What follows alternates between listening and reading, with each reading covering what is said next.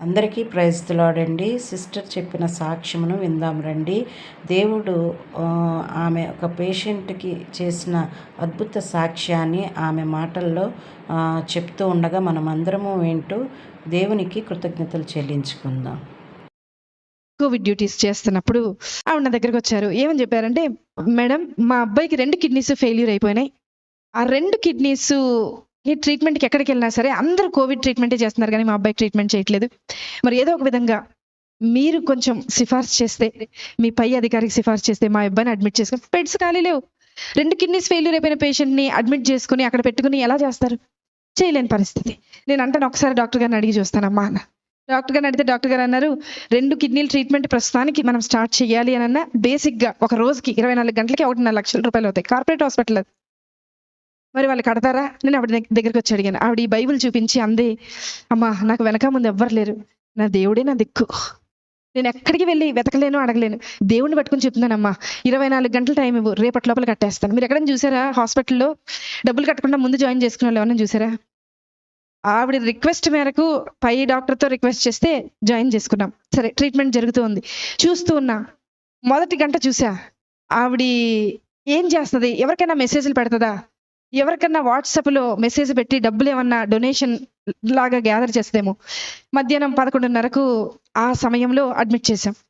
12:30 అవ్వింది. అందరినీ అడిగా, ఆవిడ ఉన్నారు కదా, ఆవిడ ఏం తిన్నారో ఒకసారి అడుగుతారంటే మా నర్సులు అందరూ అన్నారు, మేడం ఆవిడ మోకరించింది, ప్రార్థన చేస్తుంది, అసలు మేము వెళ్తున్నా పక్కకి తప్పుకోవట్లేదు మేడం, మేము అలాగే ట్రీట్మెంట్ చేసి వచ్చేస్తున్నాం అన్నారు. సరే, ఆవిడని డిస్టర్బ్ చేయద్దు. మధ్యాహ్నం 1:30 అయింది, చూశాను ప్రార్థన చేస్తుంది. సాయంత్రం 4:30 అయింది, చూశాను ప్రార్థన చేస్తుంది. రాత్రి 6:30 అయింది, చూశాను ప్రార్థన చేస్తుంది. రాత్రి 9:30 అయింది, చూశాను ప్రార్థన చేస్తుంది. రాత్రి 11:30 అయింది, అంటే ఆవిడ మోకరించి 12 గంటలు అవుతుంది, ప్రార్థన చేస్తుంది. 1:30 రాత్రి, 1:30 అర్ధరాత్రి ప్రార్థన.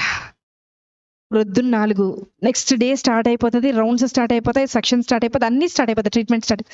మాకు స్టార్ట్ అయిపోయింది, కానీ ఆవిడకి మాత్రం ప్రార్థన ఎండవల. 7:30 ప్రార్థన. మరుసటి రోజు 8:30 ప్రార్థన. 9ంటికి బిల్ వచ్చేస్తుంది జనరేట్ అయ్యి, ఆ రోజుకి డే స్టార్ట్ అవ్వాల్సిన బిల్ వచ్చేస్తుంది. బిల్ వచ్చింది, అందరు పేషెంట్స్ రౌండ్స్ అయిపోయినాయి, ఈవిడ దగ్గరికి వెళ్ళాలి. నా పైన ఉన్న డాక్టర్ అడిగారు, అమ్మా ఆవిడ బిల్ కట్టారా అని అడిగారు. నేను చెప్పబోతున్నా, నాకు భయం వేస్తుంది. ఎందుకో తెలుసా, ఆవిడ కట్టకపోతే నేను కడతానని చెప్పాను ఆయనకి. కానీ ఆవిడ ప్రార్థన చూసి నేను అనుకున్నా, కనీసం ఒక 75% నేను కడదాం, ఏదో చైన్ ఉంటుంది కదా, మా ఆయనకి తెలియకుండా అమ్మేసి కట్టేసేద్దామని అనుకున్నా. తెలిస్తే ఒప్పుకోరు కదా అనుకున్నా. ఆవిడ దగ్గరికి వెళ్తున్నాం, స్థలం లేక స్టెప్స్ కింద పెట్టారు, ఒక స్ట్రక్చర్ వేసి అబ్బాయికి ట్రీట్మెంట్ చేస్తుంది. అక్కడికి వెళ్ళేలోపు, అడుగు అక్కడికి పెట్టేలోపు డాక్టర్ గారు అన్నారు, నా పక్కన డాక్టర్ గారు అన్నారు, మేడం హాస్పిటల్ అని అన్నారు. చెప్పండి సార్, ఏదో మీరు చెప్తున్నారు అంటే ఇంకా కొంచెం టైం దొరుకుద్దేమో, ఏదైనా ఆన్సర్ ఆలోచించి ఆయనకు చెప్దాం, ఎందుకంటే ఆవిడ ఇంకా కట్టలేదు, ప్రార్థన అవ్వలేదు ఆవిడది అక్కడ. అంటే ఆయన అన్నారు, మేడం యాక్చువల్గా ఈరోజు మా అమ్మగారు చనిపోయి 10 సంవత్సరాలు అవుతుందండి, ఈరోజు 10వ సంవత్సరం వర్ధంతి. వాళ్ళకి చెప్పేయండి మేడం, వాళ్ళకి ఫ్రీ ట్రీట్మెంట్ చేసేద్దాం, వాళ్ళ దగ్గర రూపాయి కూడా తీసుకొద్దాము. నేను వెళ్ళి లేపానామండి, లేపి తీసుకొచ్చాను. బిల్లు కట్టక్కర్లేదు నువ్వు అన్న. నాకు తెలుసు మేడం, నా భర్త వదిలేసి వెళ్ళిపోయినా, నా బిడ్డ నా చెయ్యి దాటిపోయినా, నన్ను ఈ లోకంలోకి తీసుకొచ్చిన యేసయ్య నా చెయ్యి విడిచిపెట్టడం. ఒక మాట చెప్పనా, ఆవిడ సెటప్ బాగాలేదండి, చీర మొత్తం చినిగిపోయింది, బ్లౌజ్ చినిగిపోయింది, జుట్టు సరిగా దవ్వలేదు.